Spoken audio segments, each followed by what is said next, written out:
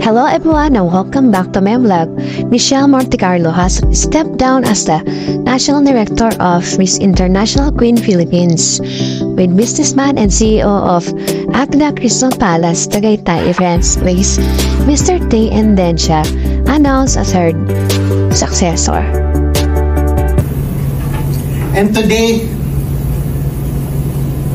comes the perfect time. Ito po yung time na I've been waiting for. The time to pause and bid you all thank you and goodbye.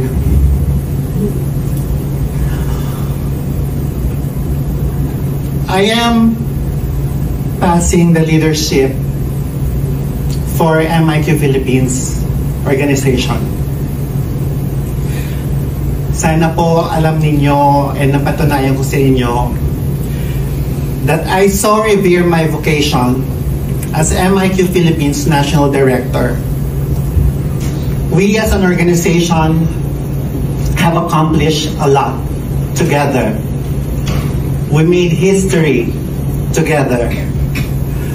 We proved that Philippine trans pageantry has potentials to grow.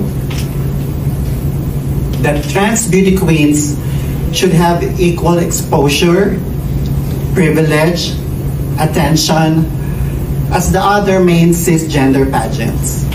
Yan po talaga ang advocacy ko when I